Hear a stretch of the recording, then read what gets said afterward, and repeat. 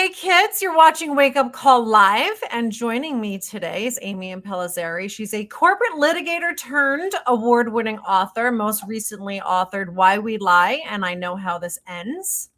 Welcome, Amy. Thank you. I'm thrilled to be here. Thank you so much. I've had you on a few times already, so I feel like this is just a continuation of previous conversations. Yeah, I know. I miss being right across the table from you, but this is good. One day when things are back to normal, I say that in finger quotes. I know. Today's topic, though, is getting published. So Yeah. you've been published numerous times already, so it's not your first rodeo. Yeah. And for our audience that maybe isn't familiar with you, can you give a little background? Because I think it's what's really interesting for me and for a lot of my viewers is that you were a lawyer and you transitioned out of that. Yeah, so I was a corporate litigator for about 13 years. I started out in clerking in Washington, D.C., and then I ended up in New York working for a boutique firm, and then eventually I spent a decade at Skadden Arps. And I left the law in 2009, 2010 for what was supposed to be a one-year sabbatical, which I always say like 10 years later, I'm still on my one-year sabbatical. But I left not to write a book necessarily. I left really to kind of catch my breath. And I was just going to take a year, and I was doing pro bono work and advocacy work, and I was doing legal writing and business writing. And while I had always been a writer, but it was a part of me that I really had kind of like put on the shelf to practice law. And I got this idea while I was on my sabbatical initially to write a story about a woman who was at a crossroads in her life. And it was obviously not autobiographical, but also very much influenced by what I was sort of experiencing at the time, because I was starting to think about a life away from the law for the first time ever. That was the only thing I was ever going to do professionally. And it was really making me question a lot of choices I had made and a lot of sort of like my path up until then. So I got this idea to sort of tell it in a story, a fictional story, a love story.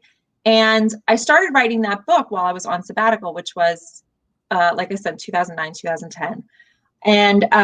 And then I didn't go back. I didn't go back to the law. So I ended up doing some other work, and I ended up finishing the book 4 years later. And so that's sort of where my transition to novelist kind of picked up. I love that story. And actually, if anybody wants to hear more about that, I did interview you about that whole process. Yeah. And you guys can find it on the Wake Up Call, the podcast, if you want to hear more about that. But I want to get into the publishing, because I know a lot of people have an interest in writing a book, or maybe they have a book already. Yeah. And then the next question is, okay, well, what do I do with it now? How do I get published? So can you share with us, how did you get published the first time? Sure. And yeah, I think it's always so interesting because I wrote a book for in addition to my fiction writing, I wrote a book for the American Bar Association called Lawyer Interrupted. And when that book first came out, I gave a lot of CLE talks about transitioning from the law. And inevitably, at every single one of those talks, people would always want me to talk about publishing. So many lawyers have a story in them, have a book in them, fiction, nonfiction, and want to talk about that. So I love that that's still something that people are interested in. And here's the hard thing for lawyers, that and for a lot of people, really, it's getting published isn't like a straight line sort of path. Like you take the LSATs, you go to law school, you get your first gig. Like it's a lot of professions, there's sort of like these mile markers that you sort of go through, and then you get there. And being published, I used to always say that like my journey to publication was kind of unorthodox, until I realized that everyone's journey is actually really different. But so whenever I talk to people about sort of like how to get there, I talk about doing research, which lawyers are really good at, by the way. So doing your research is really important. And then there are a couple of different ways. You can either query an agent, look for an agent, or you can look for a smaller press that will allow you to make a submission without an agent, which is actually what I ended up doing. So I made a contact. I was working for a startup company that was based out of New York and was headed up by a former magazine editor. And let me just take a step back. Once I had my manuscript sort of underway, I made sure that I was going to writing conferences. I was really honing, the craft, and I was really working on the craft. But I was also going to conferences and talking to people about the publishing industry, because it's an ever-changing industry. It's not the same industry it was 10 years ago. And so I think it's really important for people to kind of keep up to date on the status of the industry, what the big players are, who the big players are. Amazon obviously has become a huge disruptor in the industry. And you could have a whole other conversation about that, but it's been really important to sort of keep abreast of that. So I did that. I went to a lot of conferences and met a lot of people in the industry, agent, editors, and writers. And ultimately, I had a friend who introduced me to my fiction publisher, who it's a smaller publishing house out west, but really a veteran publisher who had been kind of like a boutique publishing house that had been working for, at that time, she had been around from almost 20 years.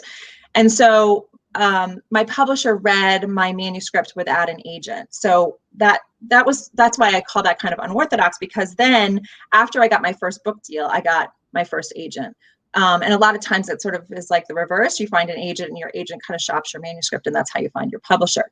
But my story is not completely unique. A lot of people do that. There are a lot of smaller boutique publishers who are willing to entertain a manuscript without an agent, as long as it's a well-written and polished and has really kind of been a thoughtful manuscript. One thing I have cautioned people about is that while that is a rising industry, this sort of boutique cottage industry publishers, you have to be very careful. So if you're sending your manuscript to someone who is asking you to pay them to read the manuscript or to publish it, that's something to raise an eyebrow about, because usually your publisher does not ask for money from you. So okay, I have heard of stories like that where you're paying them. You're basically paying them to publish your book, which I did want to ask a few questions about. Yeah, I'm really skeptical of publishers who are willing to publish your book if you'll pay them. A publisher is really supposed to absorb the overhead that it costs to publish your book, to take that on themselves, and in turn turn a profit that they can share with you. So a reputable publisher will take on those costs themselves, will not ask you for a dime, will hopefully even pay you some sort of advance or some sort of money up front to kind of demonstrate that they really are going to push your book and try to turn a profit. So I do get a lot of inquiries from people who have found publishers who even have been around for a while, who are asking for a reading fee or asking them to help put up the costs up front.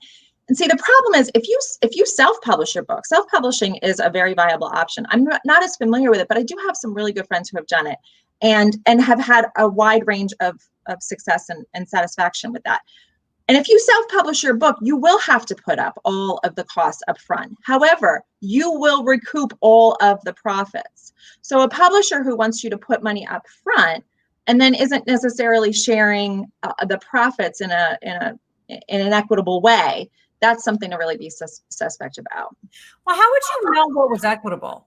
Isn't that part, if you're new to the industry, how do you know what's standard? Isn't that why you have an agent?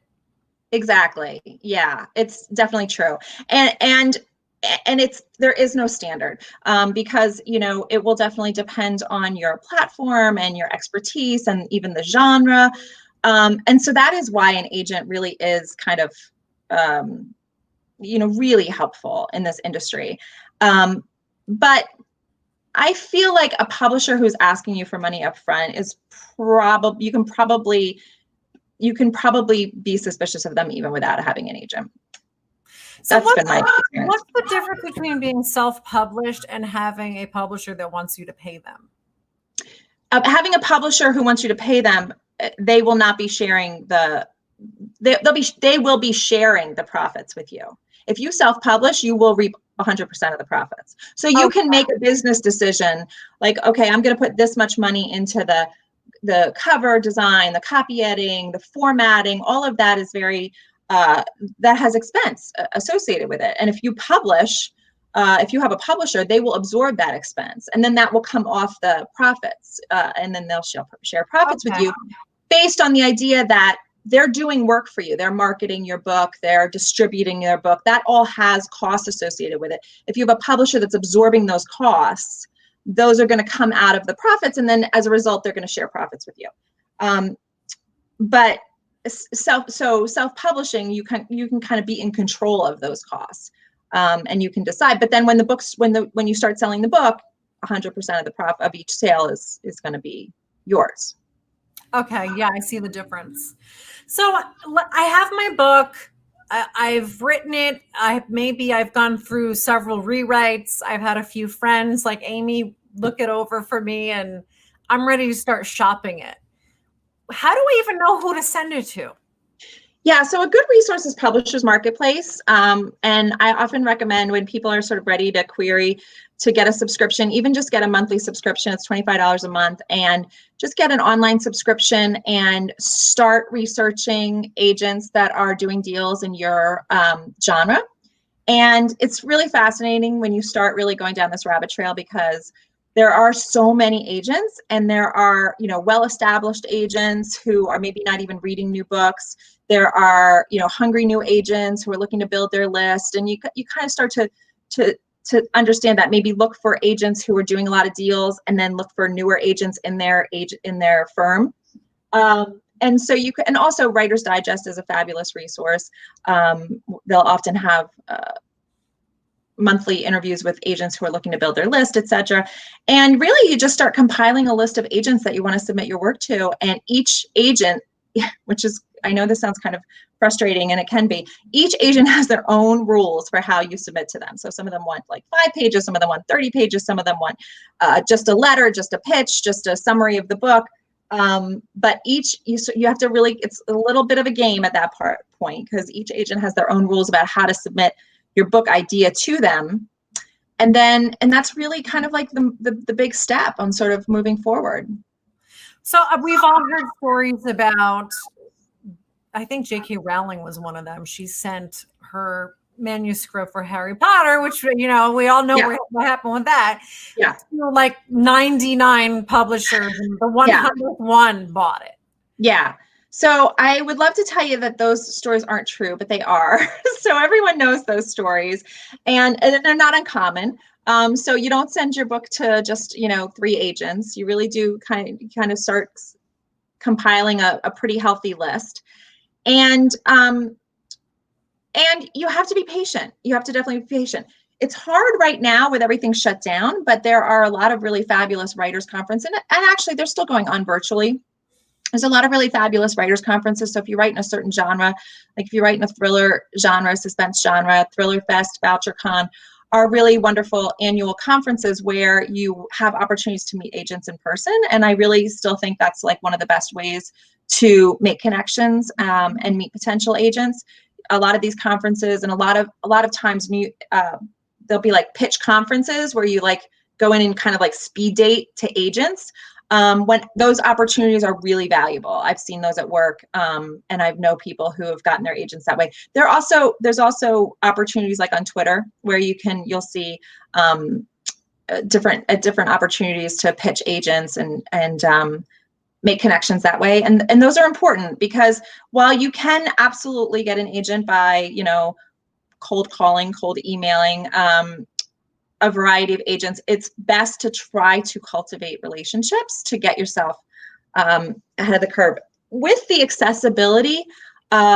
increased accessibility of publication, it means there's sort of more noise to kind of rise above, and that can be hard, but it requires persistence. It requires persistence and knowledge of the industry for sure.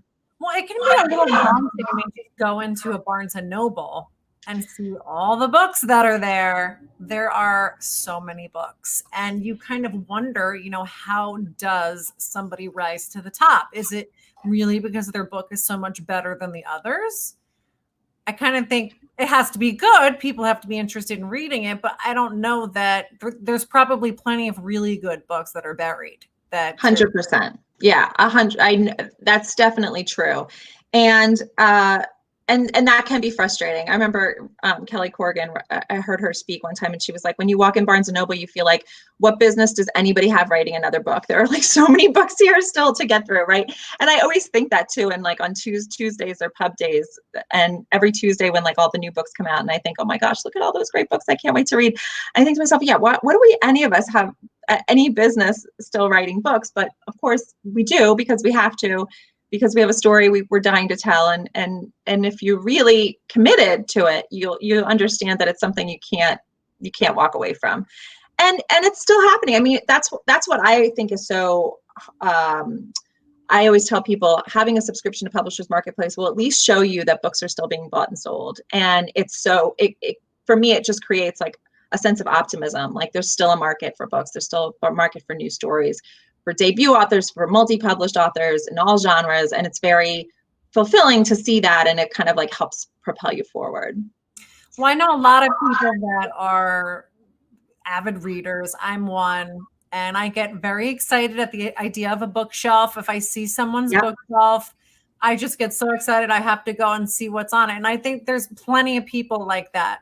And actually, even though it's a little overwhelming to go to Barnes and Noble, see all those books, it's a nice feeling that there's so much creativity out there. There's so many people creating these stories. Yeah, absolutely. Especially now. And I've talked to a lot of writers about that. Like this has been a time where a lot of people have had difficulty being creative, but also a lot of people have really found that to be an incredible outlet. And I think it's more important than ever to create art and to try to connect through story, because connection is so difficult right now, right? So what advice do you have for people that really have an idea for a story? Maybe they've even started, but you might talk to them 5 years later, yeah, I'm still working on that book. And, how do you get the book out? Just how does it come out of you? Do you have any tips?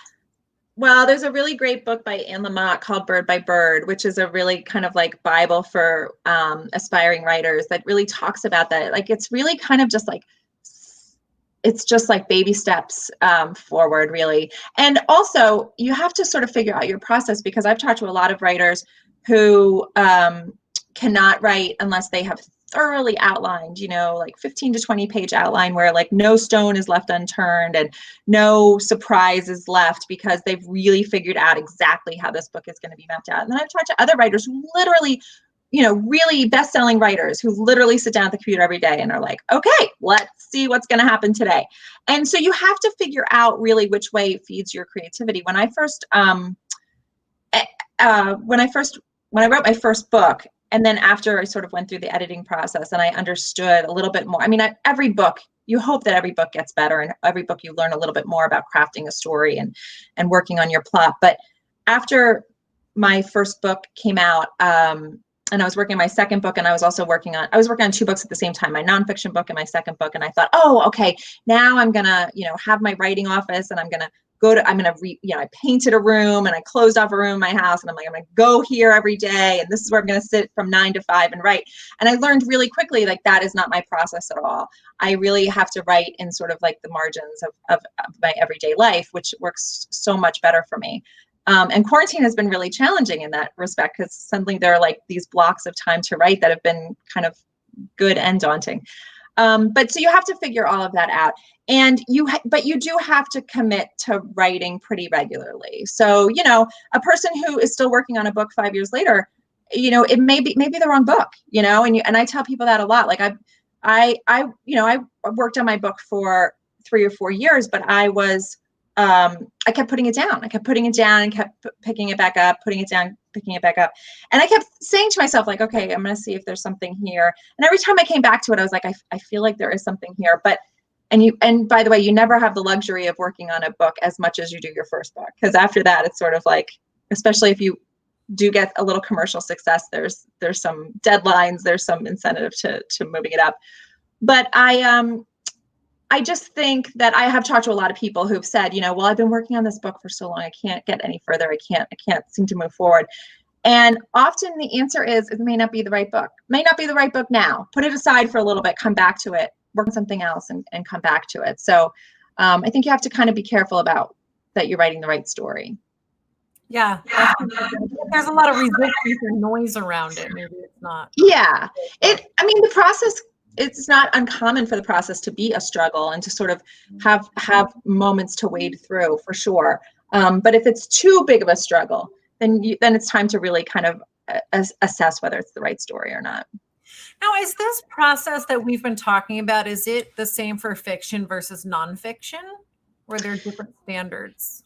Yeah, I think it's pretty different. Well, it depends too, right? Nonfiction, if you're writing a memoir, there's still a theme, there's still an arc, little more in the same family as fiction. But also every genre has its own rules too. So if you're writing a romance as opposed to a psychological thriller or literary fiction where a lot of the action's taking place sort of emotionally and cerebrally, and less sort of action on the page, that can be a totally different process. You can there may be books that are written kind of scene by scene, and there may be books that are written character by character.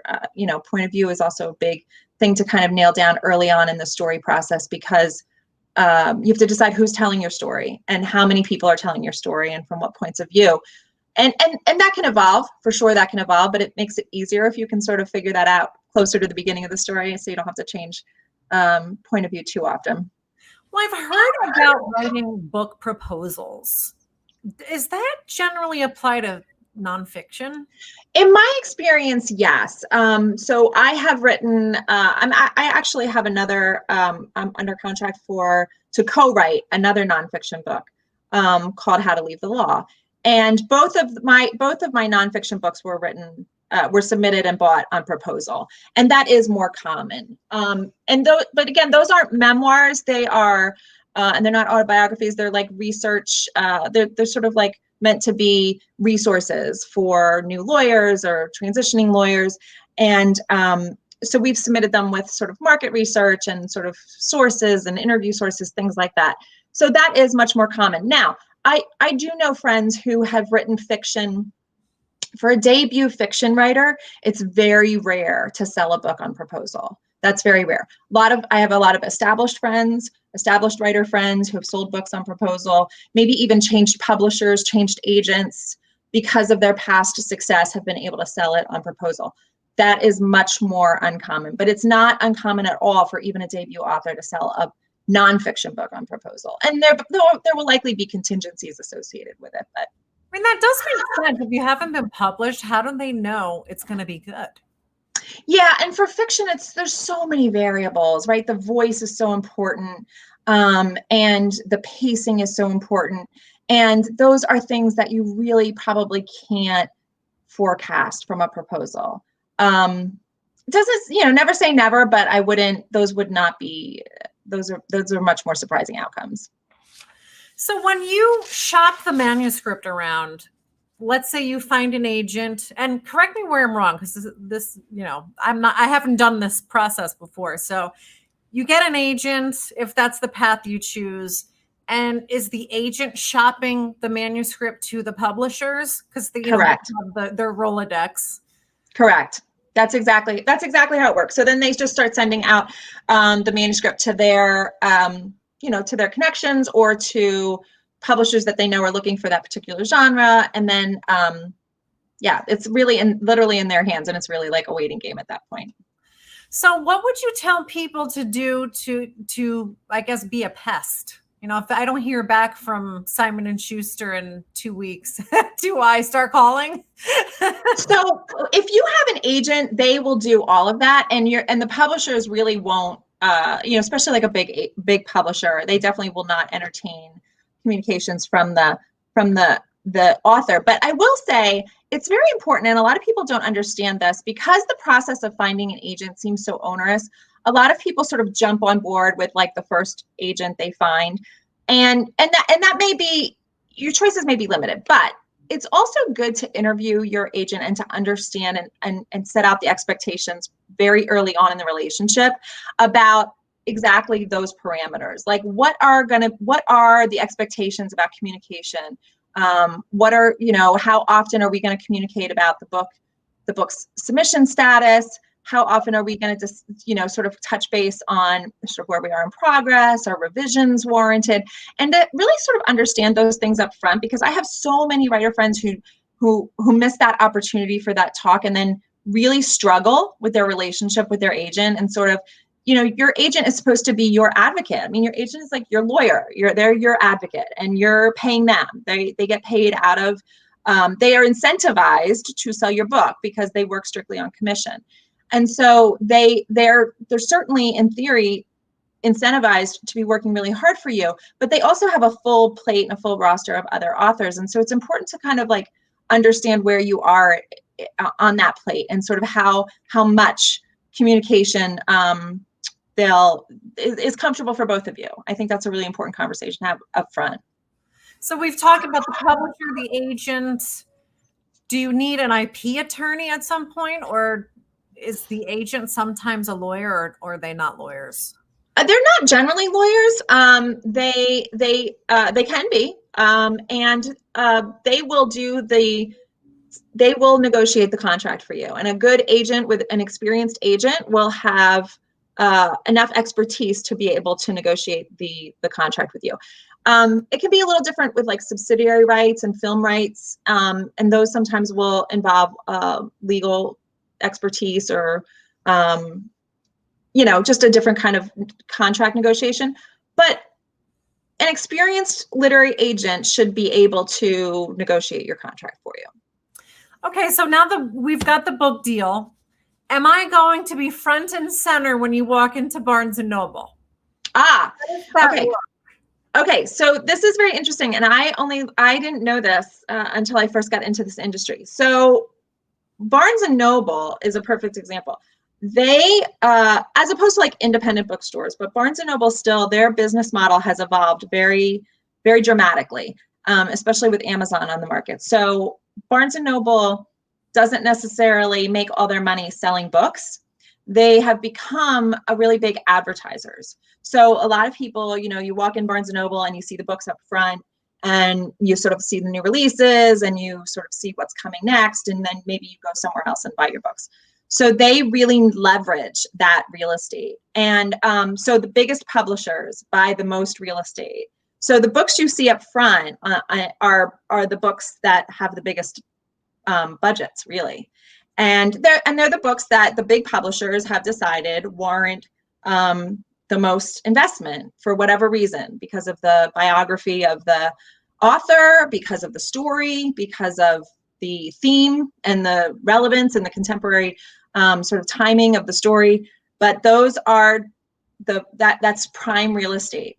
And so the publishers pay for those shelves. So when you see like, featured new releases and our picks, that's paid advertising. And that's Barnes and Noble's that's a huge part of their business model right now. So when they have the list, it's not the case for independent bookstores. They're run much more differently.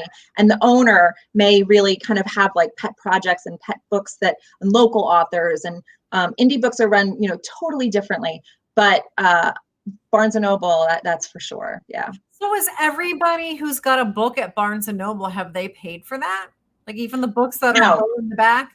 No, so not, so they haven't, so they haven't bought their like back of the shelf space, just, where it's on the regular shelf, but any of the front table real estate, any posters, anything in like your Barnes and Noble e-newsletter or anything in that, all of that has been paid for. Yeah.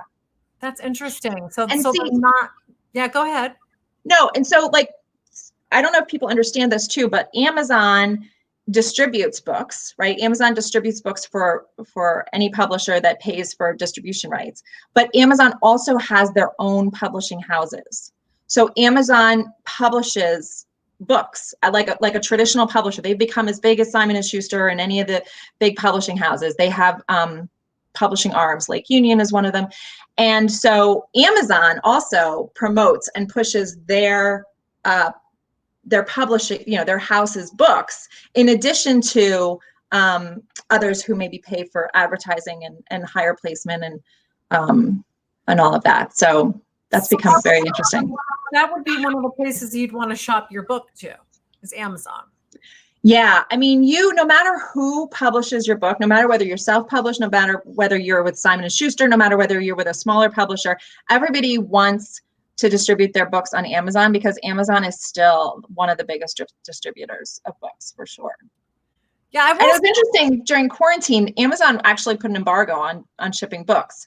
And there's a new bookshop. It's called bookshop.org, which also became kind of like a disruptor of Amazon during quarantine because Amazon couldn't keep up with the demand for so many items, right? So they had to really put like an embargo on print books.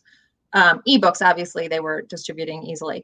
But bookshop.org saw that as an opportunity, and they became a really very rapidly rising company that was distributing print books in the sort of during the moratorium by Amazon, and they became very successful. I'm gonna have to check that out. Yeah, I haven't heard of them.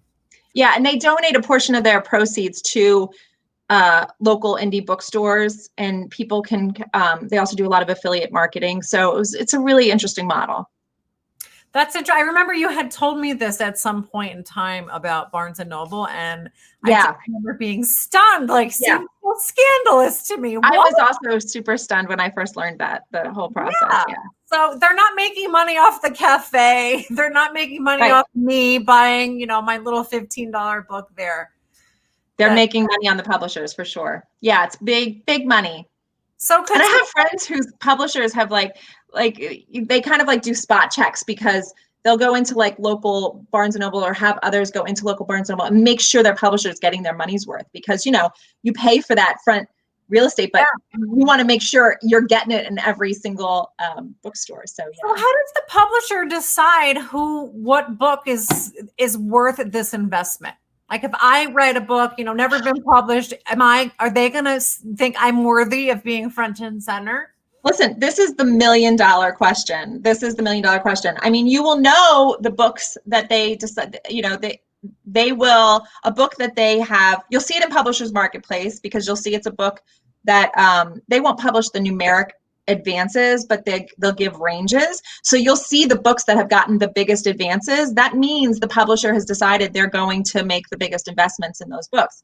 And they're going to be a range from debut authors who have a book concept, a book theme that they believe is so, cutting edge, so contemporary that it's gonna sail.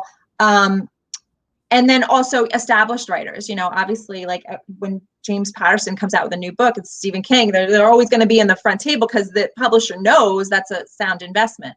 But for sure, debut authors are going to land on that table when publishers are willing to take a risk for them. And some of the risks pay off, and you'll see those books soar to the top of the New York Times bestseller list. And some of them don't. Yeah, for sure.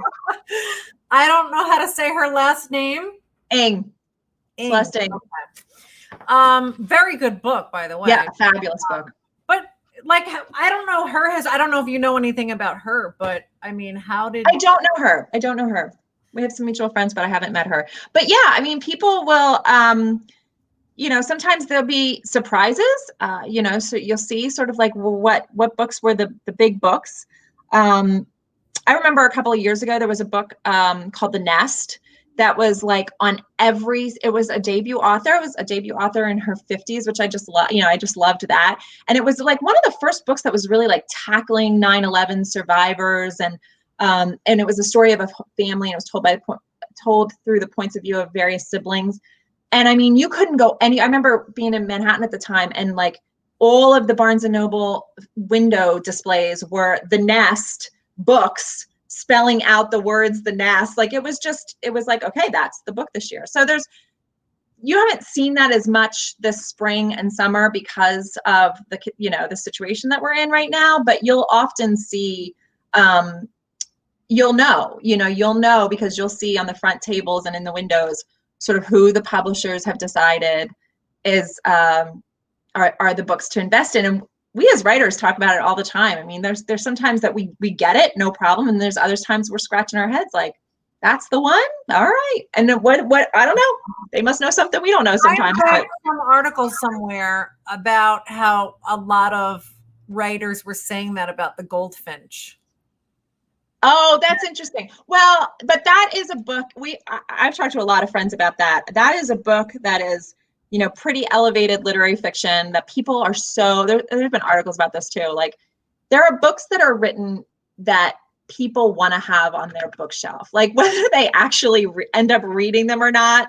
There's just like an elevation to the prose and the story that you just know people are going to want that on their bookshelf. They're going to say that they have that on their bookshelf. And I think that's like a prime example of a book like that. Yeah. Well, I think this article, I'll have to try to find it for you.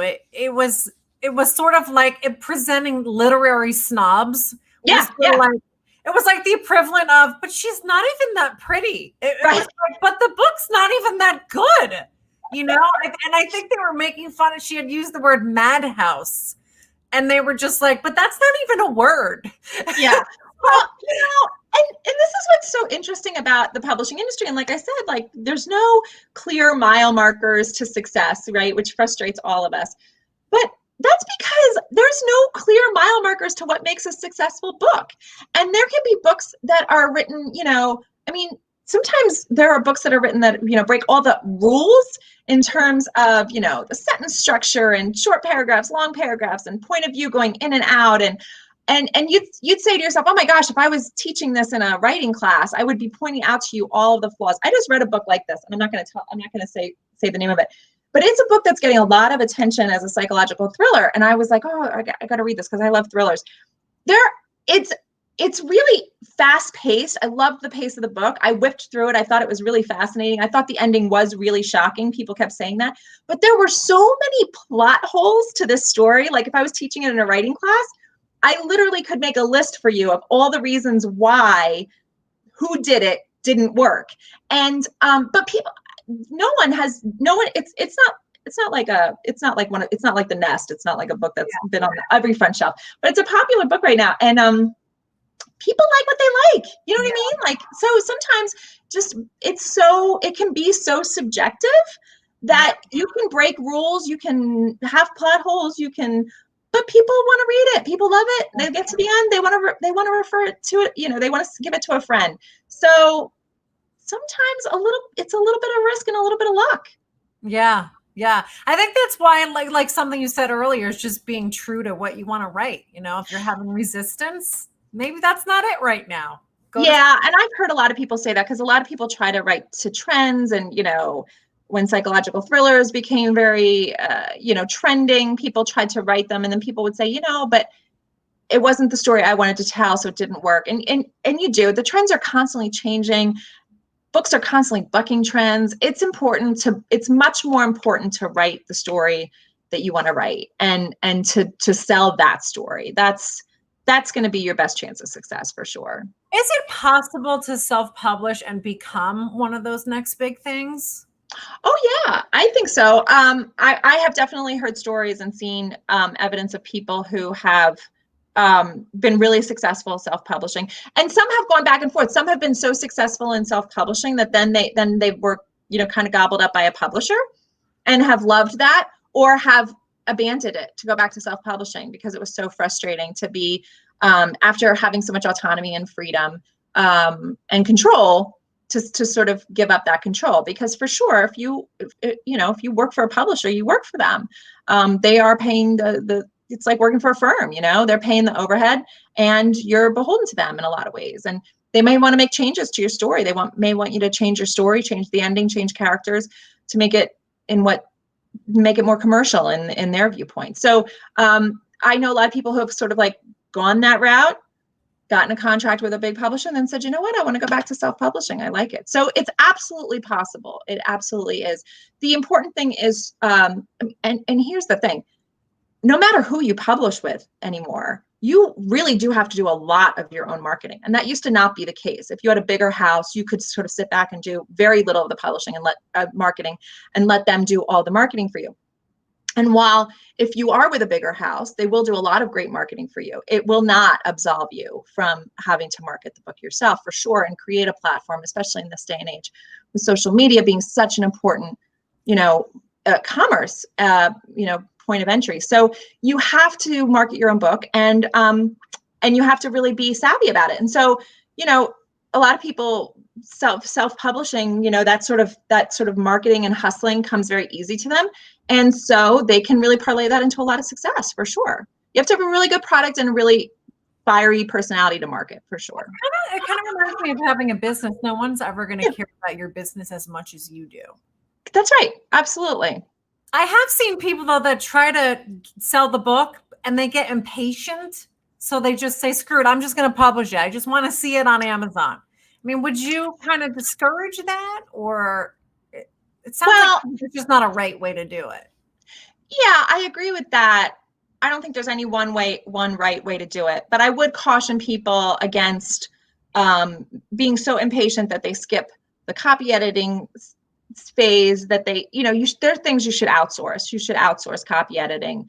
Unless you're a really brilliant graphic designer, you should outsource your cover design. It's important. It's really, really important.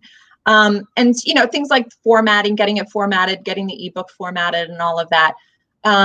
Those can be things that are tricky, and they're very important. So those can be things that are important to outsource as well. So I think I do know people who have been just really anxious and just want the book up, and you got to figure out your goals, because if that's your goal, that's a great end route. But if you really want to make sure you have like the best, most commercial, polished product out there that you're going to market, then you really want to. It's not a fast process. What do you think about ghostwriting? Because I know a lot of people that want to write a professional book, a nonfiction book, or a memoir, and they just have this writer's block, and they think, you know what, I'm just going to pay someone to do it. Do you have any feelings about that? I don't. I mean, I haven't ghostwritten any books, but I do have friends who have done it. And so I think just because you have a compelling story doesn't mean that you necessarily know the best way to present it and the best way to tell it. So I think there's a lot of merit to owning that, recognizing that you have, what you think is a compelling story, but it could be even more compelling if you hand it over to a professional writer. Now, so obviously you pay them to do that. Yeah. But when it comes to who gets credit for it, who's typically getting credit for the writing? Are you putting the ghostwriter on the cover, or is, like if I have somebody ghostwrite, as Christina Previtt, the author? I mean, you work that out ahead of time, but most times, no. I mean, most times the ghostwriter is not getting credit for it. And that's worked out, sort of ahead of time. It's a sort of part of the deal. You've taken on, you're being compensated monetarily, and you're not, maybe you even have to sign a non-disclosure to, so that you won't disclose that you actually wrote the story. But not always. Sometimes there's books that are released with sort of like co-authors, or, a with byline, when in reality they've done the majority of the actual writing, and maybe a more famous person has put their name on the story as well, for selling purposes. So those are things you kind of work out ahead of time. And again, you have to decide what your goal is. Is your goal your name on the cover? Then that's definitely not going to be the gig for you. If it's subsidizing, it's sort of like getting a day job so you can subsidize your own writing on the side, and also making connections in the industry, because maybe the public isn't going to know you were the ghostwriter, but people in the industry, people who are involved in that particular book and that contract are going to know that you were the writer. And so it may be a really great way of making connections and money for your own project. So you have to kind of decide what your goal is. Okay, good to know. I always felt like it was a little disingenuous, because there were some celebrities that had books out, and I thought they wrote them, and then I would find out they didn't, and I'd just be like, "What? I thought that's cheating." Well, it's not unlike the junior associate not getting any credit on the big brief, Supreme Court brief that they wrote. So true. Yeah, you're right about that. It can be a lot like that. Yeah. All right. So to wrap up, is there anything that I didn't ask you, because this is your area of expertise, that you would think that people should know if they want to embark on this publishing? No, I think like I said, I think it's really important for people to do their research, to make meaningful connections. Social media can be a really fabulous way to make meaningful connections in the industry. Follow agents on Twitter, follow agencies on Twitter and Instagram, pay attention, and like I said, and try to make relationships and connections that are genuine, because otherwise, it'll sort of fall flat and kind of not be helpful. But if you can make those kinds of connections and make those kinds of, and do that kind of networking that is, especially now, right? Social media and online networking is more important than ever.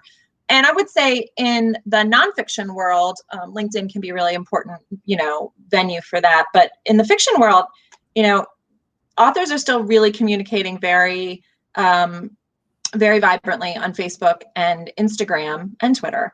And same for agents and publishing houses. So, and like I said, if you're looking for, if you're like trying to network with like the bigger houses, don't waste your time like that. Then try to go through an agent. But there are still, like I said, it's still a lot of boutique publishing houses and smaller publishing houses that will still entertain manuscripts directly from authors. And then just like shopping for an agent, it's still really important to kind of research them and know what they're looking for and know how to submit to them and all of that. And be patient.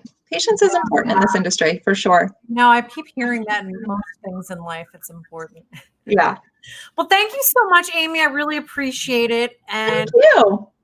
I feel like you just gave us the Cliff's notes of what probably took you a few years maybe to figure out. Yeah, there you go. There you go. So if anybody wants to learn more about you or find your books, how can they do that?